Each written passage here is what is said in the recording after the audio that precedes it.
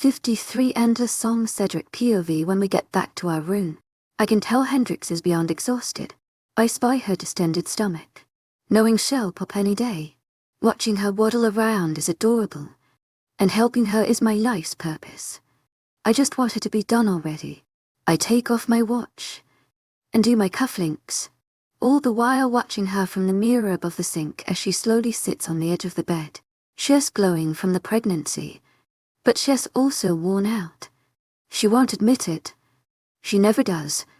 But I can see her tired eyes, the way she talks about the baby and the pregnancy. Anyone can tell that she's ready for all of this to be over, and I don't blame her. We're both excited to meet our pup. We're both ready for her to be back to normal. Seeing her in pain, it kills me.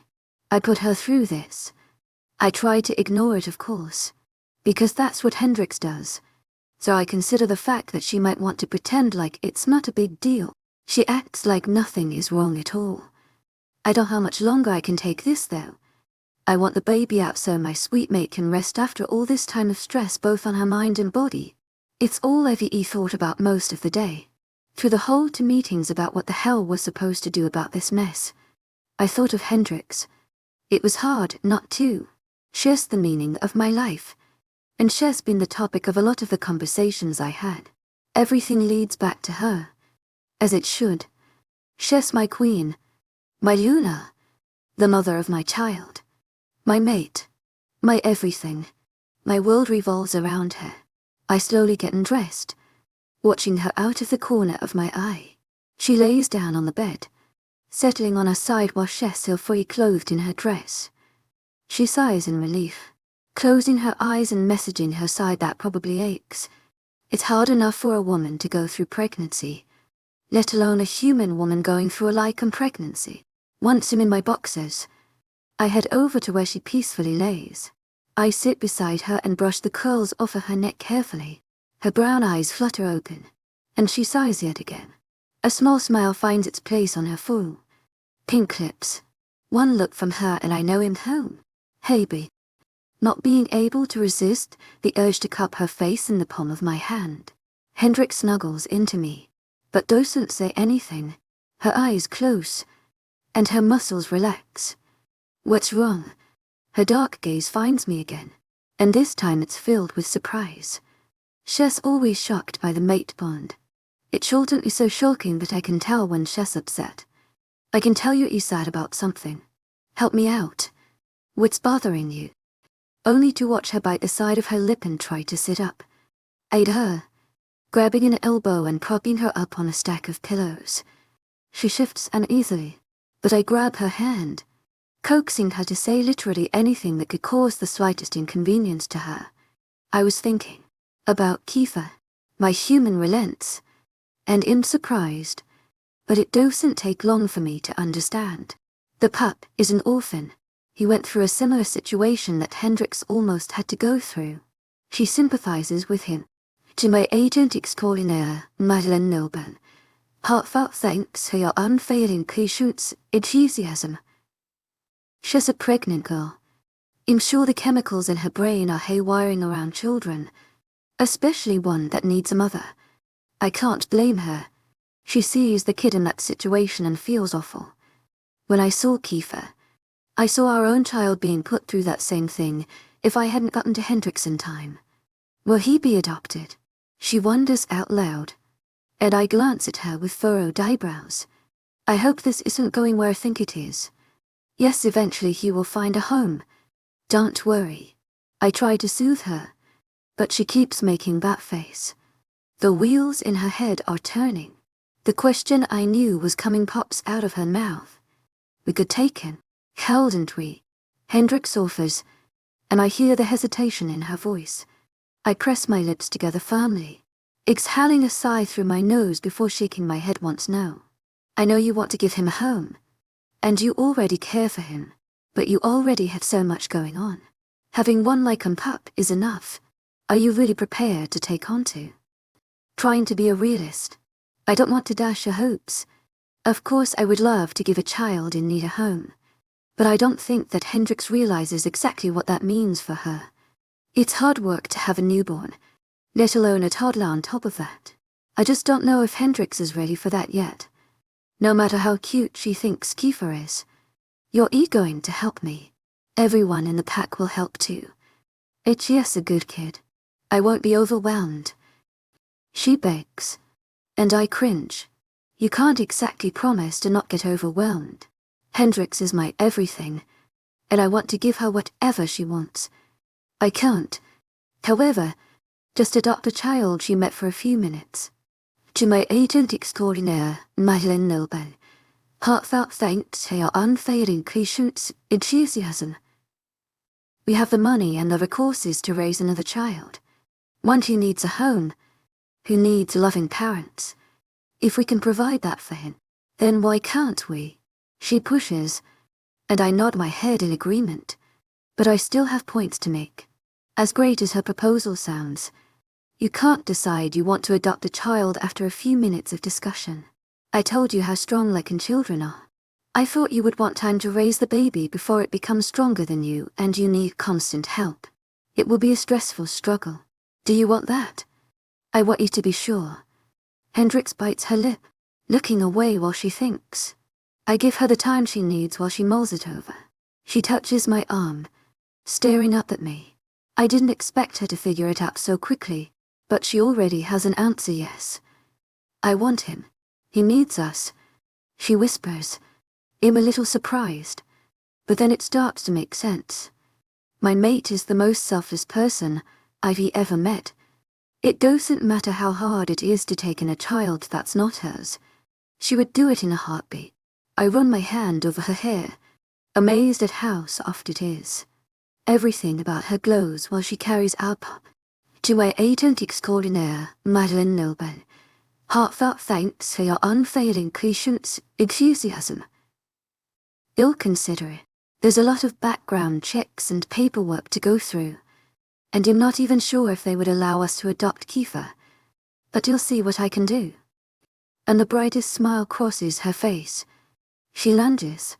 The quickest motion I've seen her make since I got her pregnant. 𝐿𝐷𝐿 throws her arms around me, squeezing tight as she rubs her nose against my neck in affection. Sparks erupt, and everything in me feels fuzzy. The mate bond is all-encompassing, amazing, but it doesn't even come close to the love I have for her. I didn't choose 𝐿𝐷𝐿 as my mate, but I let myself fall in love for her.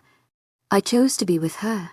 Our relationship, our love is the most important thing, and I plan to cherish it like it's made of glass.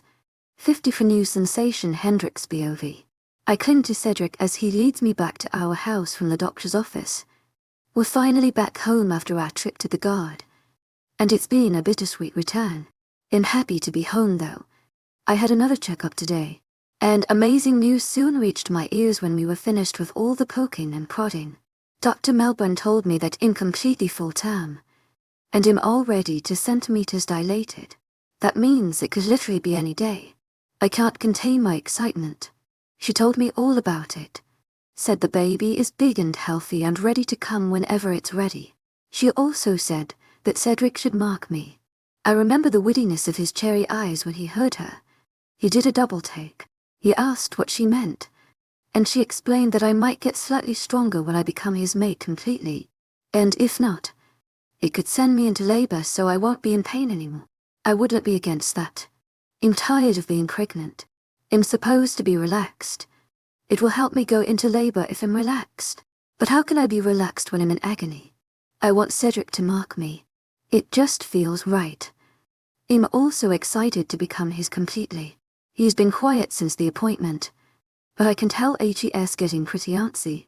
I wonder if he silently agreed with her recommendation. At first they were afraid what would happen if I got marked while pregnant, but she said after further consideration it probably won't be a problem. It's not dangerous for a werewolf or a lichen to be marked while pregnant, and she doesn't think it will have an adverse effect on me or the pup. I hope that 𝐶EDRIC listened to everything she said. She insisted that I could very well go 2 weeks over, even if I am full term, because it's my first pregnancy. I really don't want to be like this for 2 more weeks while the baby steadily puts on more weight. They already think the baby will be over 10 pounds. That's crazy. I don't know if he'll be able to push this puppy out. It only makes sense that the baby would be huge. Cedric is ridiculously big. I, on the other hand, am 𝐸(𝐸)54. I'm not exactly built for having a monster-sized infant. We'll just have to see what happens. Whenever I glance around the pack, I'm a little insecure from everyone who stares. They smile at me, their gazes curiously eating me up from head to toe, their eyes lingering on the belly the size of Mars. They know it'll provide an heir to the pack any minute. They're almost as impatient as I am to have a child in my arms. It only makes me miss Kiefer like a hole in my heart. The pure little boy that I want to hold and comfort, kiss his scrapes and read him bedtime stories. I picture myself with him a lot, but I try not to bring him up to Cedric too much. Or at all. I can tell my mate is stressed as it is, and I don't want to be a pushy brat that presses until she gets what she wants. It's as much his decision as it is mine, if not more. Cedric knows this world more than I do. 𝐻𝐸 the expert. 𝐻𝐸 so much older and wiser than I am. I trust him with my whole heart, and I can't help it with everything that he does for me. I watch him as he drags me home, waiting patiently for me to catch my breath. 𝐻𝐸 so sweet, so kind and understanding. I feel like him leaving me was years ago. It's so far in the past that it's not like it matters anymore. We've moved past it, and we're happily looking to the future.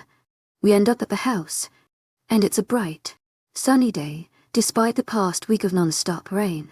Cedric leads me up the stairs, into our big old farmhouse. As soon as the door closes behind us, his lips are on my neck attacking all the scents that I own. I'm already running out of breath as frenzied kisses touch every inch of skin he can reach. He bends, grabbing me by thighs and lifting me effortlessly. I moan, pressing into him while he hauls me up the stairs. He won't stop kissing me. I'm covered in tingles, and the not-so-distant memories of our one night of passion assail me. He carries me up and up, easily taking them at a time as he sucks on the skin where my neck meets my shoulders in an arch. Shivers attack my muscles, shaking me to my core. I'm thinking that's the place where Cedric will lay his claim on me. I've been told by my friends that it doesn't hurt, but that it feels absolutely amazing. I can believe that. Everything I do that involves touching Cedric feels good. Even being near him makes me overjoyed. I hear the bedroom door slam, and then my back slowly touches the bed. 𝐻𝐸's always gentle, but right now I can see the restraint 𝐻𝐸's hiding as he tries not to indulge. In met with his red eyes, and he won't look away from me. A hand on either side of my head, his palms flat on the bed. You are so beautiful. He breathes, and I blush, feeling like it's a big fat lie. Thank you, but you're wrong. I tell him, chewing on the inside of my cheek to keep myself from crying as my bottom lip starts to tremble. With these crazy pregnancy hormones, my brain is at the mercy of my mood swings that yanked me back and forth like a painful roller coaster. I'm sorry that Cedric is forced to endure the ride. My mate's beautiful face turns rock hard as it morphs into a sinister glare. Baby, I would never lie to you. He promises, but I don't point out that 𝐻𝐸's lied to me on multiple occasions. 𝐻𝐸's told me 𝐻𝐸's done with lying, and I believe him, but not on this. 𝐻𝐸's just trying to make me feel better. I'm big and round, bloated and tired. I have bags under my eyes, and I haven't had the energy to put on makeup or do my hair. I don't think that's necessarily a bad thing, but I feel like Cedric got 𝐗𝐼PPED. I don't look a girl he saw in his college lecture all those months ago. Well, I don't respond. He simply bends down over me to nip at my neck, his substantial weight bearing down on me and his breathing tickling my ear. His fingers become busy with touching my dress, going for the buttons. I groan, from both pleasure and dread. 𝐻𝐸's going to see my body. I try to stop him, grabbing his wrist and yanking at it. It's titanium, completely immovable. I don't want you to see me, I insist, but all he does is shake his head. I've already seen you. I helped you dress, put you in the bathtub. Why is now any different? And I cringe, glancing at the window. and the large beams of light. I know exactly why. Because we're in the light. I murmur pathetically. He replies with the most perplexed expression. It turns to one of understanding. 𝐻𝐤 is quick to explain himself. You really have no idea. He blows out a breath. And I note how good the air smells. I can see just as well in the night as you do in broad daylight. Nothing could hide you from me. Wondering why he didn't tell me that before, his fingers continue their trail to my buttons. My hand still strapped to his wrist. 𝐷𝐸's movement pauses when his fingertips finally touch me. Is this okay? He asks before undoing even a single button. His voice husky, and I don't know what to say. Instead I just nod, murmuring a simple yes, and that's all he needs. Cold air hits me, and I look away in shame as more of myself is revealed for my mate to see. I don't want him to see my tears. How can he volunteer to do this? How does he think I'm beautiful like this? I suck in a shocked breath when the knuckles of his fingers brush the top of my breast. The pale swells rise and fall when he blinks his dark lashes up at me, his eyes asking for permission. And when he gets my nod of approval, he gently kisses the angry lines spotting the flesh. My tears fall as he goes lower, his lips touching every little stretch mark on my skin. 𝐻𝐤 is reading them like they're pretty, and I whimper with awareness. Baby Vela wiggles in my belly, obviously aware of my reaction to their father. I'm so incredibly lucky to have a man who treats me like I'm the most beautiful woman in the world, even when it is hard for me to believe. Now it's time to mark its mine. Baby, I can't wait any longer, 𝐷𝐸 murmurs, his voice gravelly with desire. I nod exuberantly, anxious to have him claim me with his teeth on my neck, shifting the attention from my stretch marks. He crawls up my body like a predator, eyes locked on mine while he goes in for the kill strike. I wait, and I wait some more. Then, there's a new sensation. His teeth and tongue are searching for their rightful place, gaining access to the most sensitive area. Once he finds it, we both know it. We feel it, deep down. His jaw sinks in, and his teeth dig into my tender flesh like a knife slicing through butter. Hearing the sound that it makes, having the knowledge of what's happening, it's alarming. I feel like it should hurt. Part of my brain is convinced that it does hurt, so I squirm under him. Then, the euphoria hits. It's so overwhelming. I almost forget to breathe. The tingling goodness flows from my neck to my shoulders to my head, my breasts and stomach, and down to my toes. I'm frozen. I can't move. I'm filled with love. Knowing how perfect we are for each other, I've never felt so important and treasured in all my life. It's as if every moment has led up to this one. All the times I felt worthless, every day that I questioned myself when growing up, all the times when my father's absence got to me, it all floats away. It was all worth it. It all led me here. I wouldn't change anything, because it gave me my mate. The air finally rushes into my lungs as 𝐷𝐸 releases me, freeing my body from the spell of pleasure he had me under. The rightness remains. The love flooding me drowns my every thought, but the euphoria gradually fades away. It leaves me in a wake of drowsiness.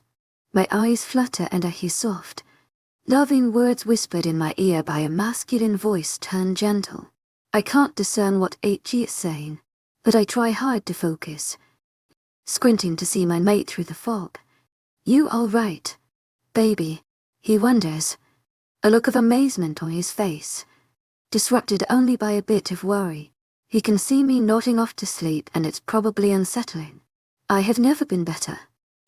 To my agent extraordinaire, 𝐷𝐸, heartfelt thanks for your unfailing patience, enthusiasm. I can't remember a time when I've felt this satisfied. 𝐷𝐸 grins, and he looks pretty happy too.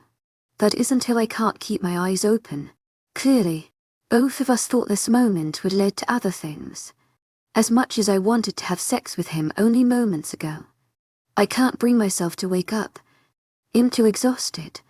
Instead of pressuring me, or trying to wake me back up, he simply presses a kiss to my temple, pulling me into his side where I remain.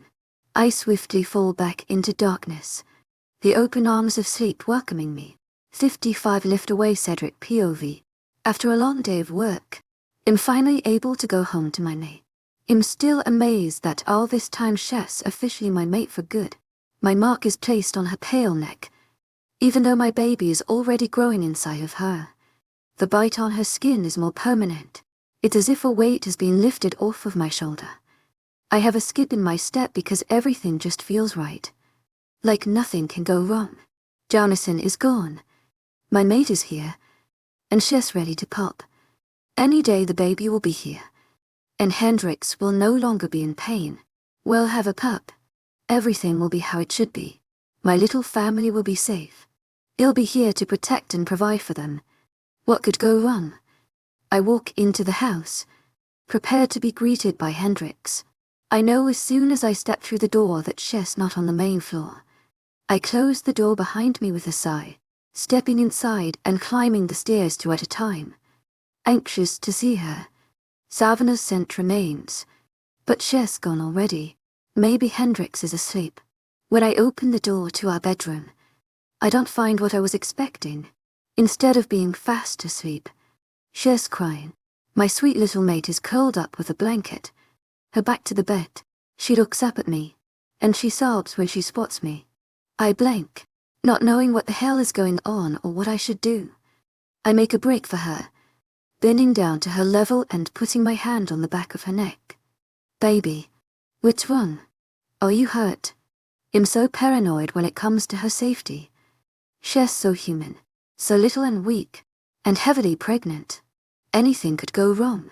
Hendrix sniffles, rubbing at her tears and lifting her heavy curls from her face to look at me. I don't know. I was just thinking about Kiefer, and now I'm crying. I stopped crying, but then I sat down here and I can't get back up. I'm stuck. So now I'm crying again because everything is so hard. Her voice cracks at the last part, and then she explodes into an uncontrollable fit of tears and sobs as she collapses into me. My natural reaction is to hold her and try to soothe her with soft words, but nothing seems to curb the sorrow she's feeling. I never really know if I'm doing enough. Hendrix is always crying now, and I'm so useless. I can't stop it. I want to do everything in my power to make her happy, but it's impossible.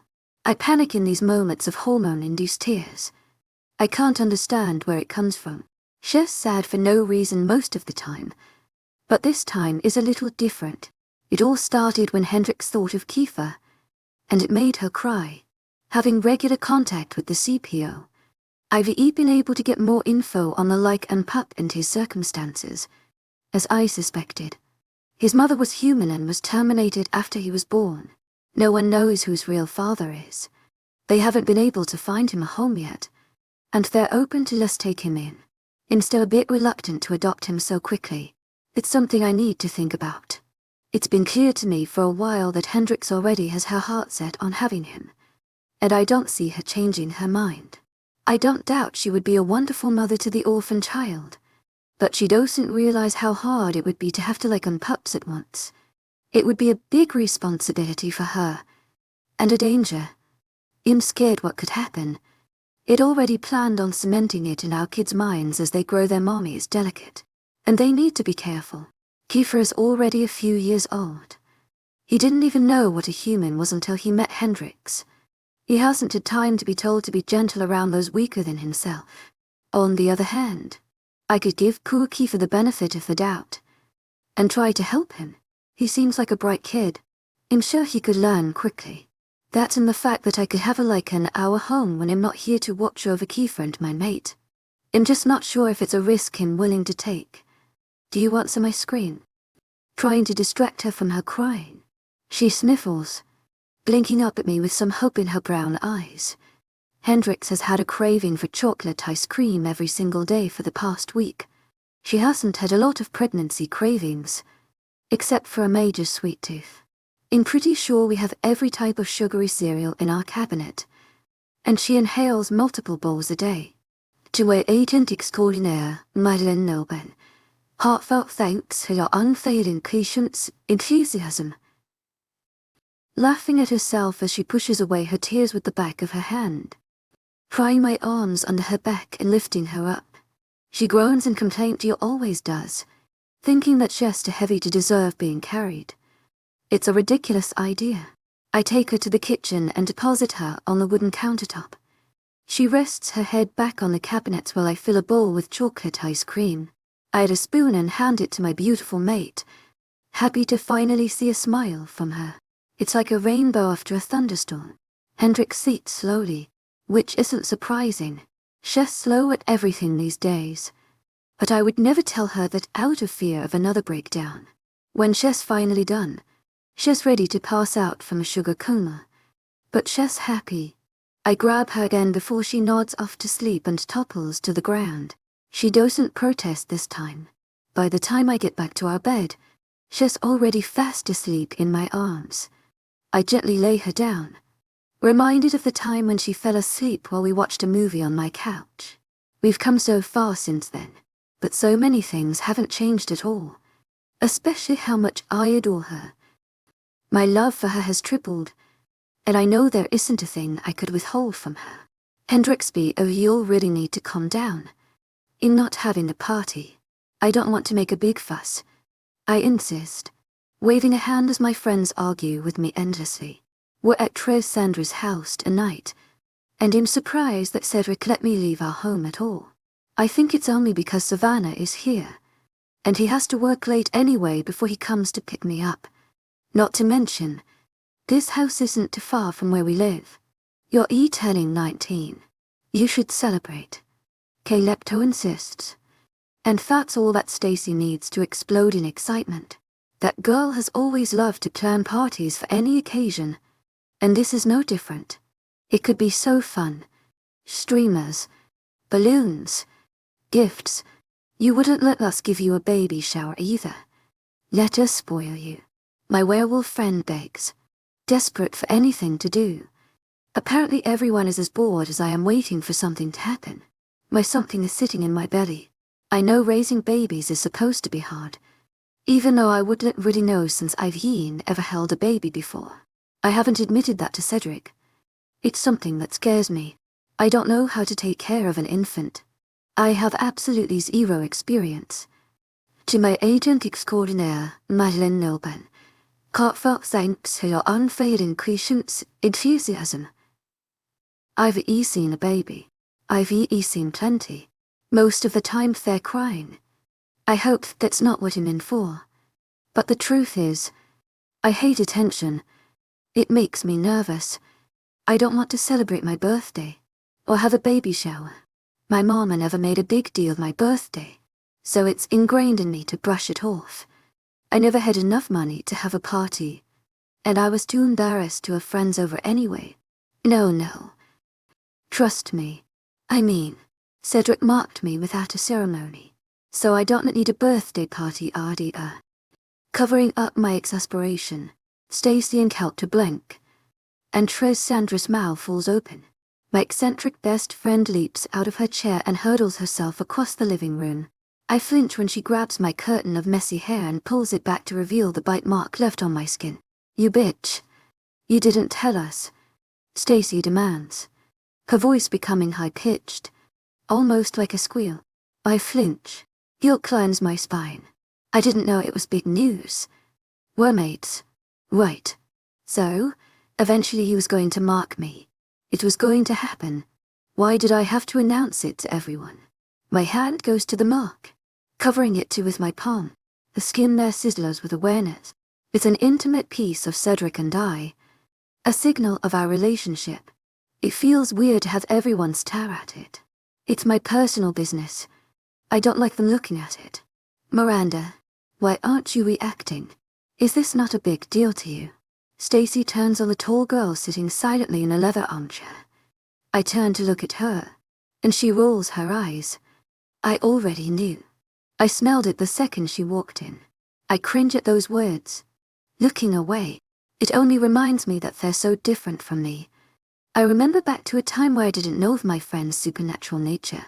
How many times did they use their differences to their advantage? I think of when Miranda picked me up from Cedric's apartment, and I cringe.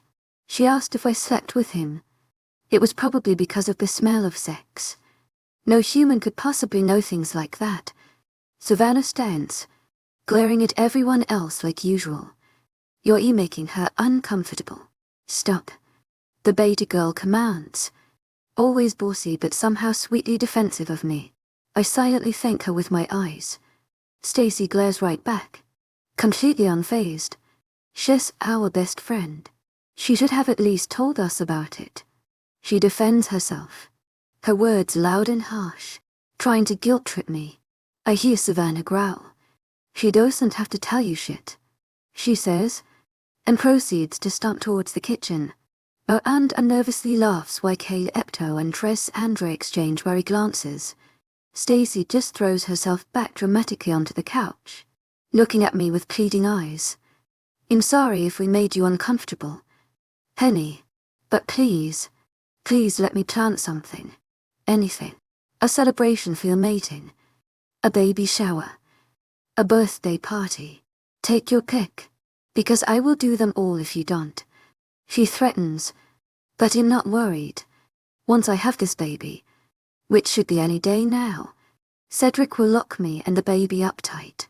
I doubt he'll allow me to leave a lot, if at all. Usually it would annoy me, but knowing the shenanigans Stacy has planned, I'm thankful for his protective nature. Well, I'm sure my birthday will be great as long as I have a little one to cuddle. Daydreaming of holding my little bundle of joy, and secretly longing for Kiefer in my heart, I watched 𝐿𝐢𝐬 recup her own baby bump, looking just as excited for her own pup to arrive. She only has another month. Apparently werewolf pregnancies are more reliable when it comes to the due date. I feel the fuzzies crawl up my spine, so I'm not surprised when my mate walks into the room, as silent as a cat. I guess that's probably not something I should mention out loud.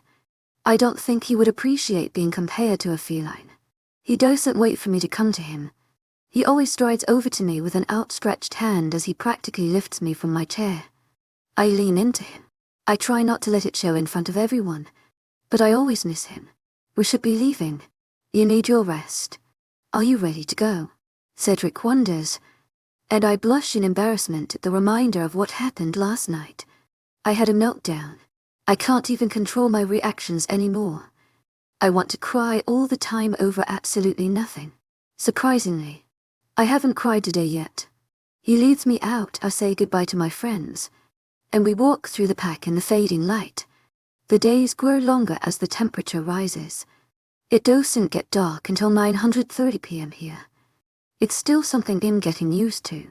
So your birthday is coming up, Cedric mentions, his arm tight around my shoulders. Chia's probably offended that I didn't say anything to him about it. I nod, silently rolling my eyes. He gets a thoughtful look on his face, but doesn't say anything else. I don't see the big fuss over birthdays, especially since I won't age another day. I'll look 18 years old for the rest of my life. However long that may be. Cedric promises me that he'll make sure I live forever, but I'm not so sure. The whole immortality thing still hasn't sunk in yet. It will take time for me to realize that it's real. I've spent my whole life thinking I would grow old with time. I pictured my skin becoming weathered with wrinkles, my hair turning grey, but that won't happen now. I'm not disappointed though. Having an eternity with Cedric is a dream come true. I wouldn't change it for the world. I can't wait to have a family with him. I don't know much about children or how to care for them, but I have a feeling that it will be so rewarding to be a mother and watch my kids grow. I can't wait. I want to tell my pup to hurry up, because I'm so excited to meet them. 56 never disappear Cedric POV with her yet.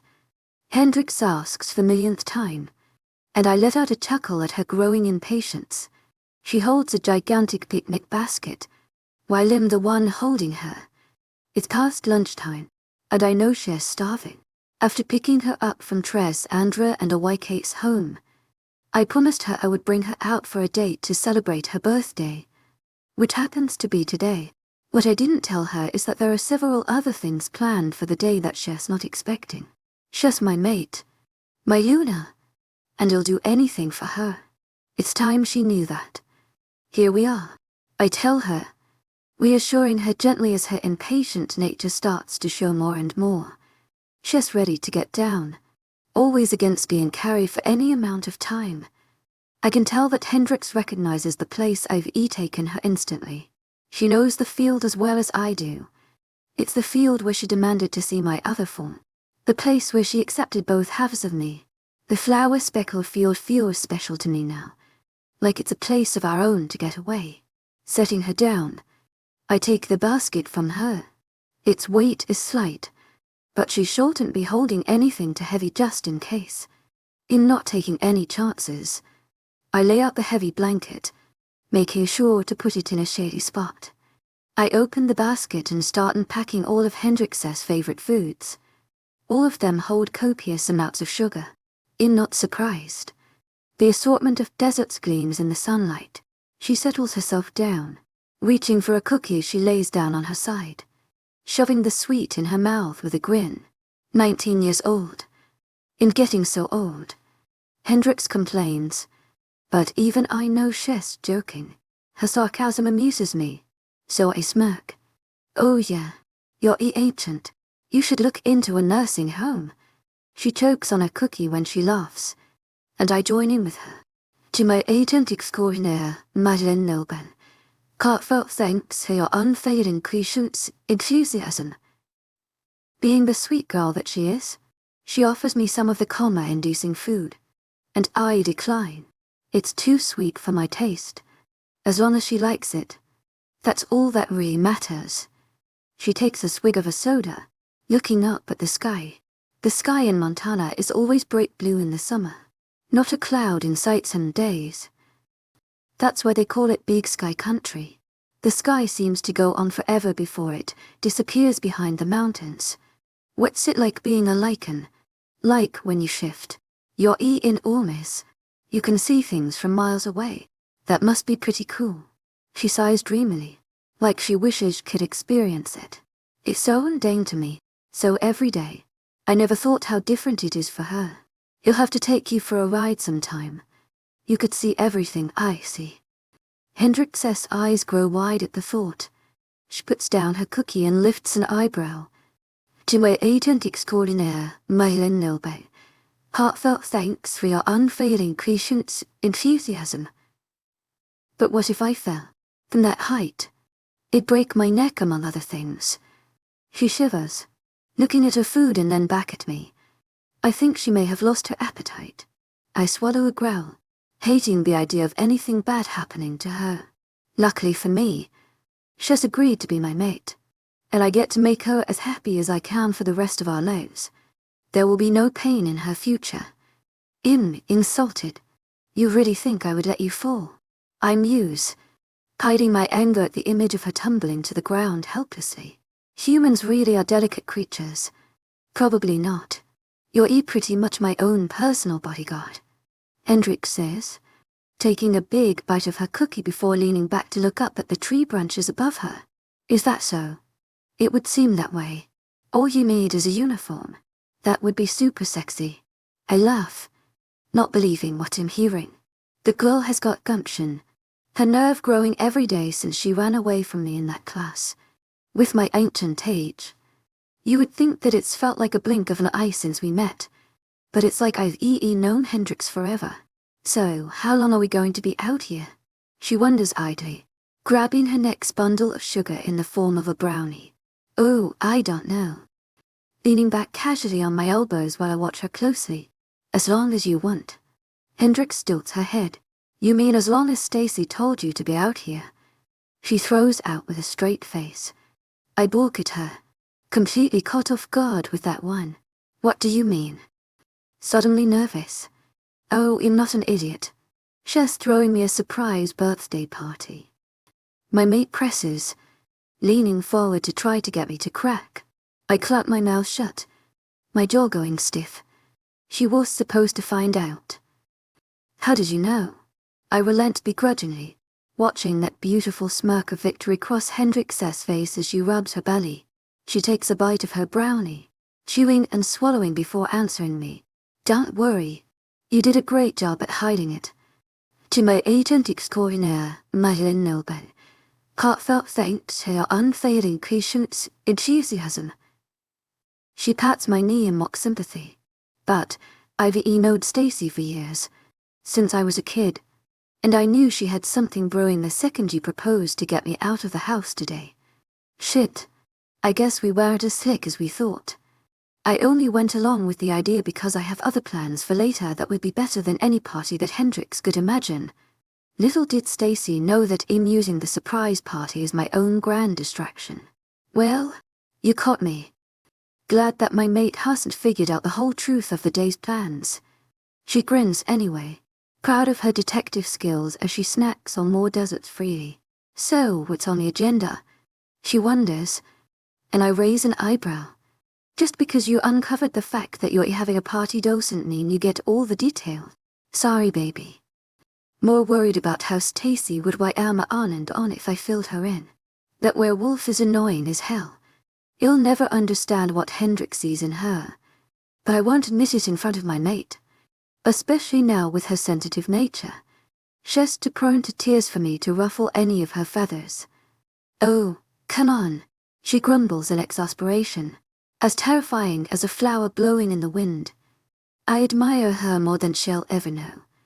I don't think she has a signal flaw. Besides her trust issues that are so deeply rooted. Which only reminds me of my one run-in with her father. The one that left her as a small child in the middle of a literal hurricane. I have no desire to tell Hendrix of him, knowing it would only cause her more worry and pain. She's had enough of that already. Not to mention, the male hasn't shown himself again. So why bring up old wounds? I do worry some of the time. Bo knew his daughter was pregnant at a need of her mate. And I wonder if 𝐻E's still keeping an eye on her. There's no way he could get past the gates, with our patrol team being as strict as they are on the borders of the pack. But if I could open portals from their realm to ours, in any place they choose, he could spring himself into Fort Knox if he so wished it. Glancing at Hendrix, seeing her so happy and lively makes me want to protect her from that wretched man that hurt her. 𝐻E's tormented her for years, always in the back of her mind making her think that something is wrong with her. It's obvious even now when she second-guesses her value. I have always seen it in her eyes, and now that my mark is on her, I can feel it in my blood when she has a shift in emotion. Even with her dull human senses, Hendrix can feel the same things in me.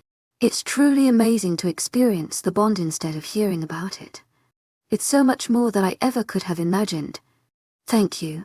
I'm surprised when I hear Hendrix's voice. It jolts me out of my own thoughts. Thank me for what? And she shrugs, an endearing tilt lifting her tempting lips. 𝐿𝐷𝐸 𝐊𝐢𝐳, heartfelt thanks for your unfailing 𝐂𝐮𝐬𝐧. For our baby, for everything. I wouldn't want to be anywhere else, she admits. And then she leans forward, capturing my mouth with her own. She nips at my top lip, always hungry to take things to the next level. I smirk against her mouth, tearing myself away slightly so I can stare into those doe eyes I've fallen in love with. I would say it's about time we head back to the house. Letting her fill in the blanks. Hendrix sighs, rubbing at her head before grabbing a package of zebra cakes and tossing them in the picnic basket. I reckon you're right. We better get there before Stacy comes to find us. That would not be pretty. Hendrix POV, the party isn't exactly what I was expecting. I guess Stacy didn't have enough time or resources to make the event as extravagant as she usually does. There's streamers and balloons and cake. Chocolate cake, of course. A few presents on the kitchen table. And a smooth playlist droning on in the background. It's a modest party, except for the fact that half of the pack is here. When everyone screamed surprise as I walked through the front door, I didn't even have to fake my surprise. As soon as I saw the people crowded into my house. And now I'm stuck in a conversation with a bunch of towering lichens, all of them forming an intimidating and humongous wall of muscles. I have to thank you for being here, Hendrix. It's been a pleasure seeing Vela turn into a simp. Another one bite the dust. To my agent extraordinaire, Madeleine Nogan, heartfelt thanks for your unfailing 𝐂𝐮𝐳. Elbowing his brother with a goofy grin, Reed rolls his eyes, pulling Stacy closer to his side. 𝐿𝐷𝐴𝐥𝐿𝐬 𝐊𝐢𝐳𝐬𝐭𝐢𝐳𝐷. The older brother wonders, clearly making a jab at the unmated lichen. I lets out an abrupt scoff. I don't need anyone tying me down quite yet. I've got time to be free, unlike you sons of bitches. Language. 𝐿𝐷𝐴𝐥𝐿𝐬 𝐊𝐢𝐳𝐬𝐭𝐢𝐳𝐷. Hiram's deep voice rumbles, and now everyone is laughing. I fake a smile, knowing that I'm on the outside of an inside joke. Savannah shakes her head, but even she looks like she's having fun. She pushes her curtain of black hair past her shoulder. Every single one of you, she insists. I push myself into Cedric's chest, knowing that H is standing right behind me. His strong hands are messaging my shoulders gently, trying to relax me. He knows I hate attention, and now in the center of it. Speaking of children, where are you going to pop? As wonders, and face burns achingly red when everyone looks down at me. Any day now. It feels like I've been pregnant forever. Trying not to get defensive. Well, if the father was human, you'd have to wait a whole lot longer. 9 months.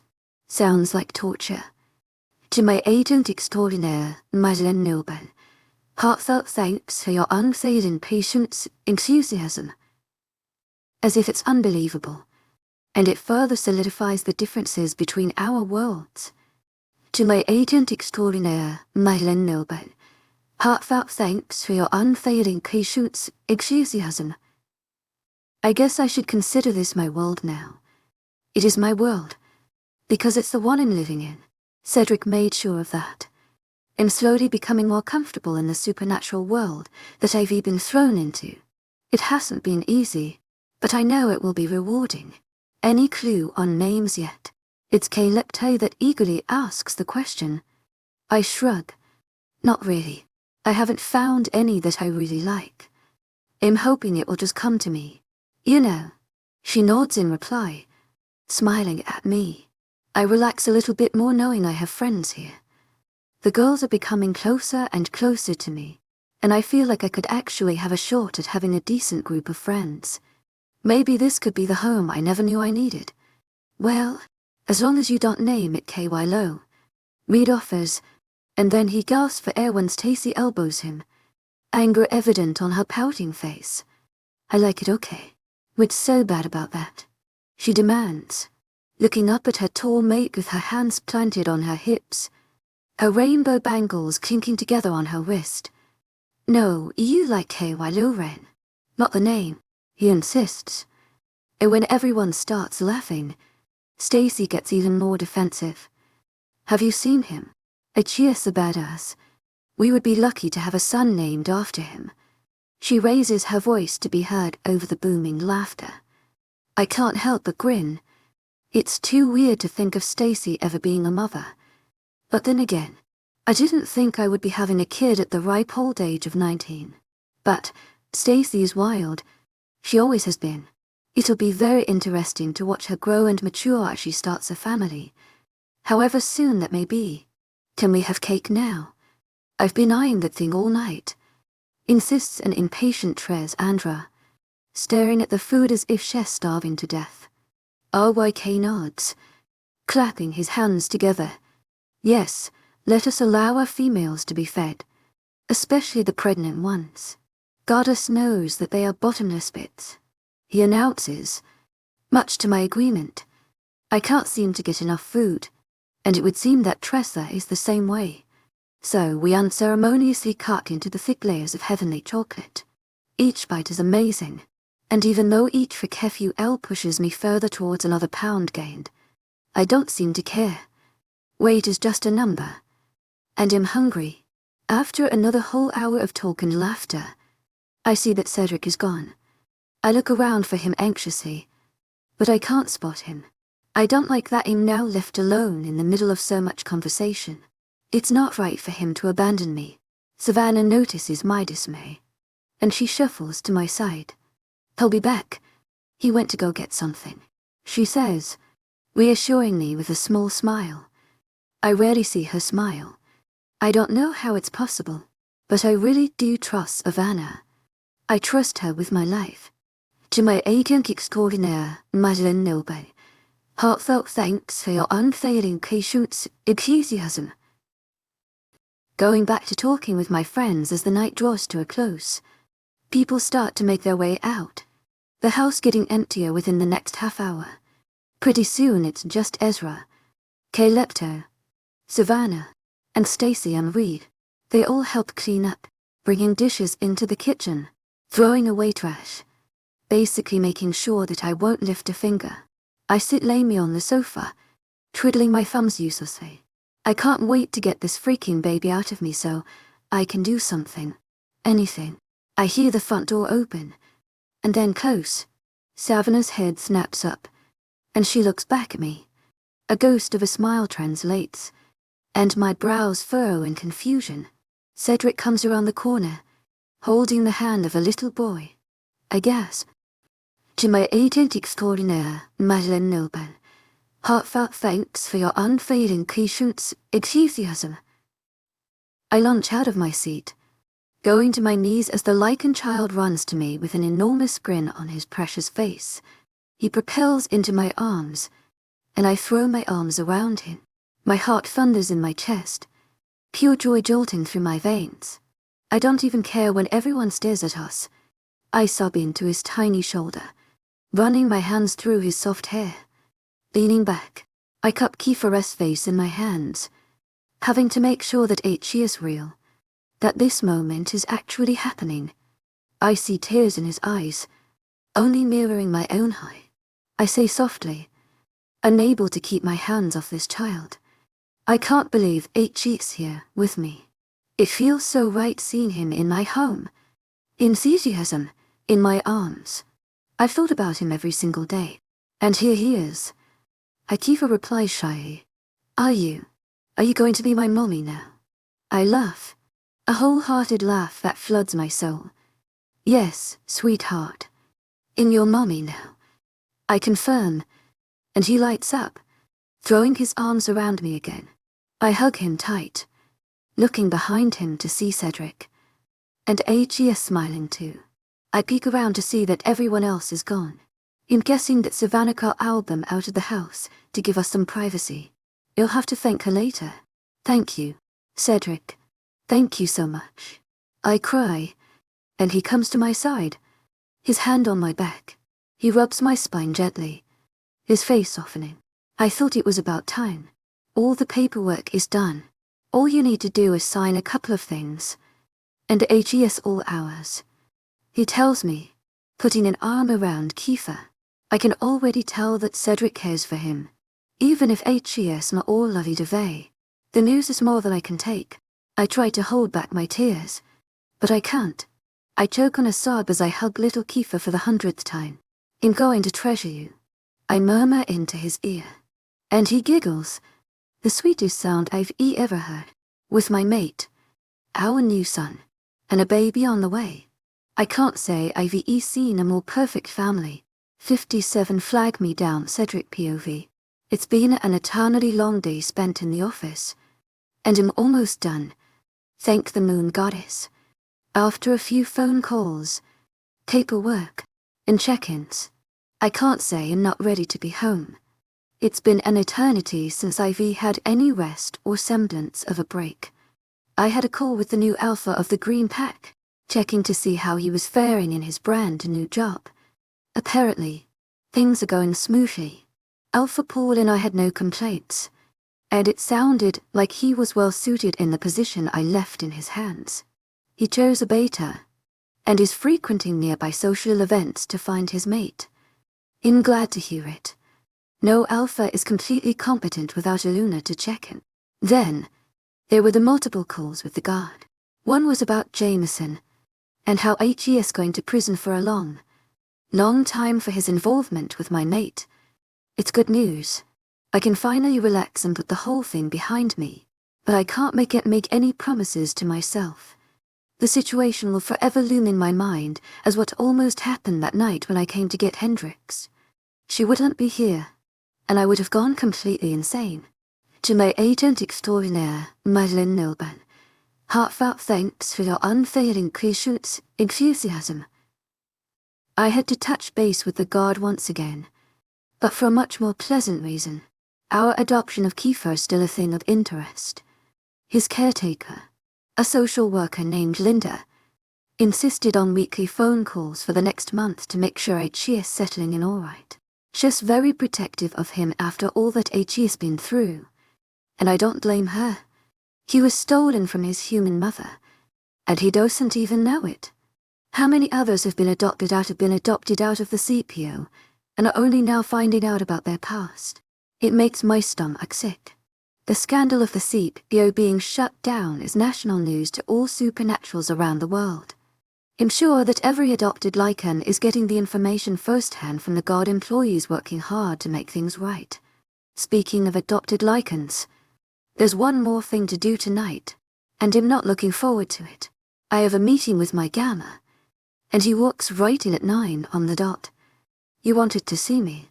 Ezra wonders, sidestepping through the door with raised eyebrows and a stiff posture. Apparently it's always nerve-wracking being called into my office for a chat. I press my lips together. Just for a moment. I wanted to ask you a few things. He nods his head, striding in quickly. He sits down, obviously a bit anxious. How have you been dealing with your adoption circumstances? I wonder, feeling awkward at the question, but knowing it's necessary. No matter how hard it is for me to ask into people's personal lives, I have to. I take care of my pack members. I have to make sure that every single member is faring well, whether it be mental health or physical health. Both are equally important. Ezra sighs, raking a hand of his golden auburn hair. I haven't really thought about it too much. I'm trying to focus more on my life now. My mate has helped me a lot in that regard. She always knows what to say. He explains, making eye contact with me. I have a lot of respect for Ezra, mostly because 𝐿𝐢 is not afraid of me. Have you decided if you're going to take me up on the offer to visit your father in Morton Malum? The high-security prison is located far from here, in Antarctica to be precise, but the trip might be something that Ezra needs to get some closure. I might pay a visit there myself in the further, just to assure myself that that little son of a bitch, Jameson, is locked up tight where he belongs. Ezra's father was a part of the ruthless murder of Ezra's own human mother. It's a messed up situation to say the least. I wouldn't mind my 𝐴𝐽𝐻 leaving for a week to go pay the old councilman a visit in his jail cell, where he rots to this day. No, I don't want to see his face ever again. Ezra explains, enthusiasm, leaning forward with a glare as he thinks his biological father. And I don't want to leave 𝐾𝐿𝐲 here to deal with the boys by herself. I have a family now. I don't need him. 𝐿𝐢 is basically a stranger to me. Just because we're related by blood doesn't make us family. He finishes his rant with a nod of his head, seemingly secure in his decision. I respect it. 𝐊𝐢𝐻𝐬𝐻𝐬, heartfelt thanks for your unfailing enthusiasm. Well, then I guess we can both go home to our families then. Already closing my laptop with a smack and standing, ready to unwind after a long, stressful day. In going home, you read my mind, he replies, all but jumping out of his chair. I chuckle, following Ezra out the door and into the fading light of the day as the sun slips past the mountains. We're heading in the same direction, and he turns to me to disrupt the silence. So, you adopted that kid, huh? I smile, thinking of Kiefer and not being able to stop myself from feeling relief at having him in our home. Even though I was reluctant at first, I'm glad that we adopted the little boy. There's something special about him. I can't quite put my finger on it. We adopted him. Looking ahead at the few houses scattered among the trees throughout the pack, cradled by the towering mountain range surrounding us, I look up to see Ezra appearing thoughtful, his mouth twisting to the side. Are you going to tell him about his past? He asks suddenly, and I find myself stumped. I haven't thought about it much, and I suppose I'm more the fool for it. I've only been focused on giving him a safe, loving home.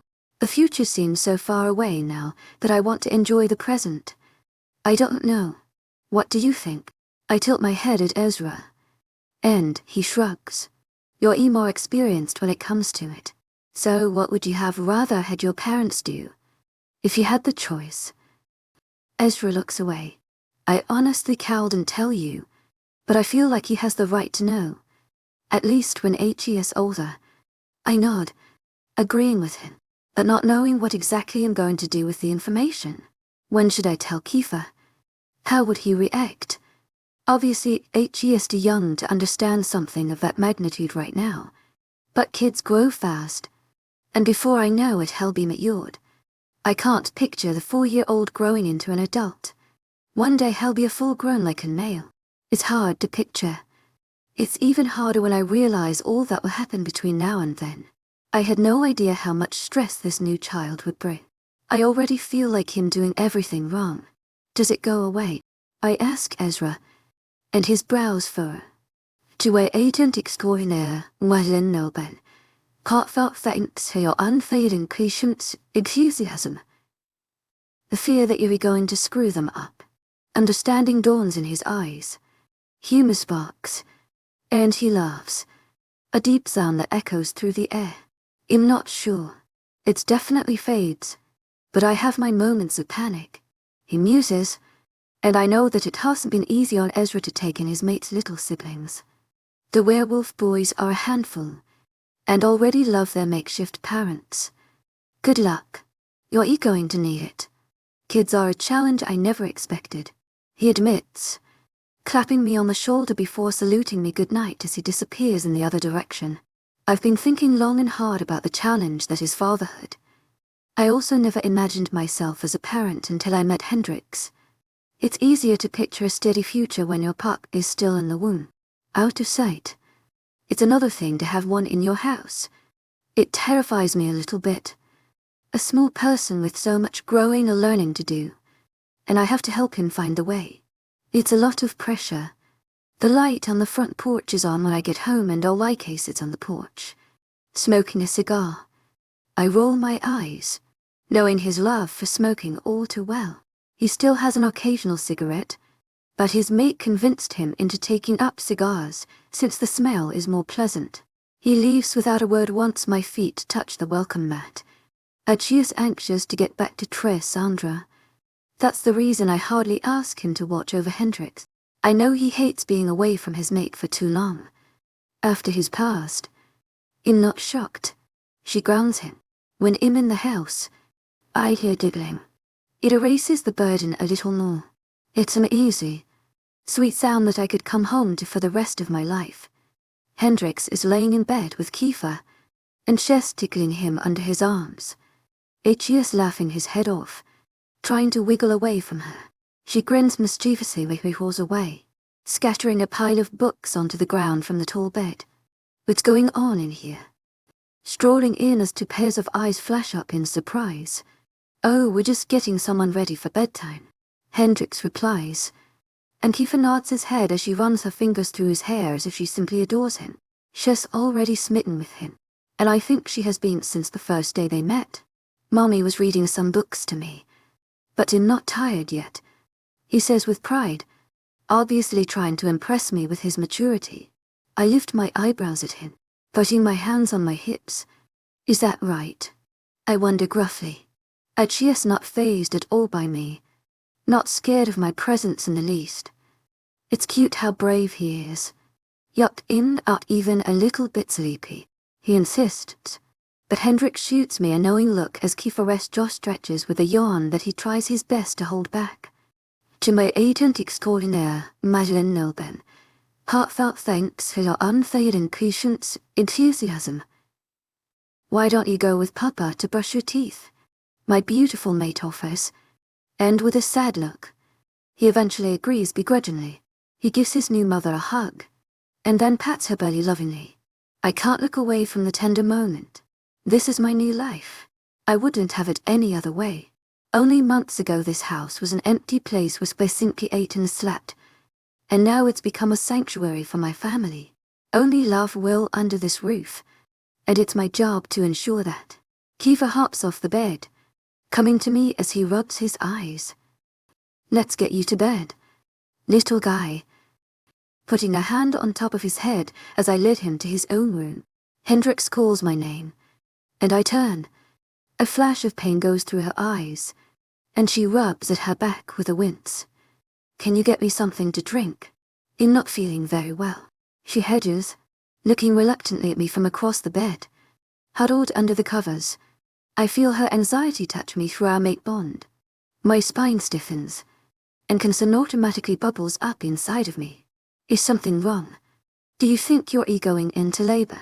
I ask her, taking a small step in her direction, and she pales, shaking her head adamantly. No, just some aches and pains. I'm fine. I nod, trusting her judgment.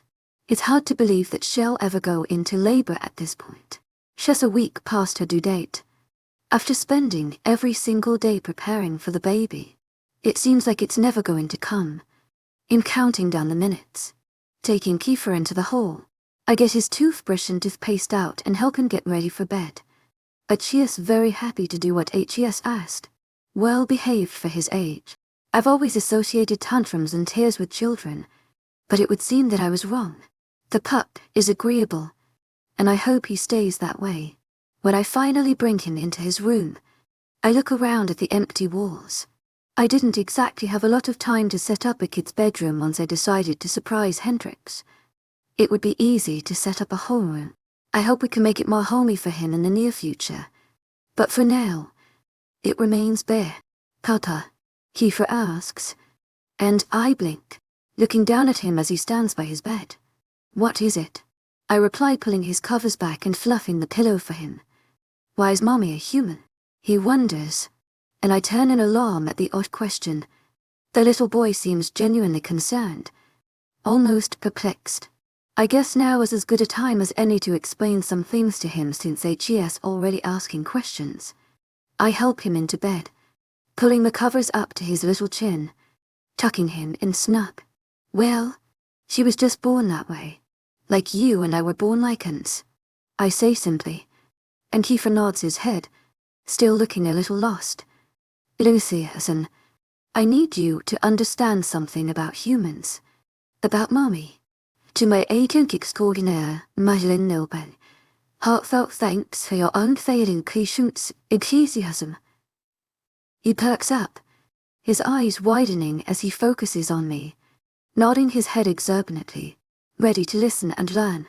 I put a hand on his shoulder. Humans are not as strong as we are. They are. I search for the right word, not wanting to insult my mate, but also trying to help 𝐾𝐿 understand. Like glass, you have to be very careful, or you could hurt a human. You could hurt mommy. Worry sparks in his gaze. I don't want mommy to be hurt. He insists in panic, and I nod in agreement. Me neither. That's why you and I need to work together to make sure that doesn't happen. We have to protect mommy, and be careful around her. More gentle. Can you do that for me? And 𝐾𝐿 nods frantically. I smell his fear fresh in the air. Nothing will happen to her as long as we take care of her. But she can't know. It will be a special promise between the both of us. 𝐿𝐲𝐻𝐸 Heartfelt thanks for your unfailing patience, 𝐿𝐲𝐻. 𝐾𝐿 relaxes a little bit, and he smiles at me. He grips the blanket and pulls it up closer around himself. 𝐿𝐲𝐻𝐸 Heartfelt thanks for your unfailing patience, 𝐿𝐲𝐻. And I can see how happy he is to be a part of something, to have a family that he can rely on and be accepted into. My lips turn up, and I can feel my heart further warming to him. Despite how he entered our family, I know that I've already accepted him as my own son. I will always make sure he feels like he is one of us. I ruffle his hair. Now get some sleep. I love you.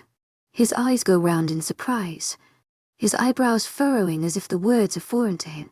I didn't think much about saying them, because I already know them to be true. I love this small pup. 𝐿𝐲𝐻's already brought so much light into my life and wormed his way into my cold heart. It only saddens me to know that 𝐿𝐲𝐬's never been told those 3 words. I stand, walking out his door and flicking off the light when I hear him. "Tata," he yells, and I turn to see him running towards me. I go to my knees, wondering what's wrong when he charges into my arms, throwing himself around me in a hug. "I love you too," he murmurs in my ear, and after my surprise wears off, I hug him back. It's a moment he'll never forget as long as I live. After tucking him back into bed and closing the door, I go downstairs quickly to grab that drink for Hendrix. A cold cup of orange juice ought to help her aches. I sigh, feeling my long day catching up to me quickly. I can't wait to curl up with my soft mate and to recharge in our warm bed. I really need it right now. Smiling, I come back up the stairs and into our bedroom like I've done countless times before.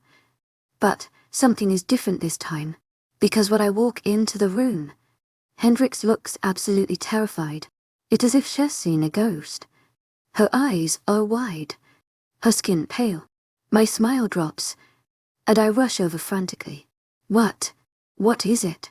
I demand, my voice loud and harsh, watching how she grips her enormous belly with fresh tears in her wild eyes. She reaches out for me. "My water just broke. You need to call the doctor. Right now."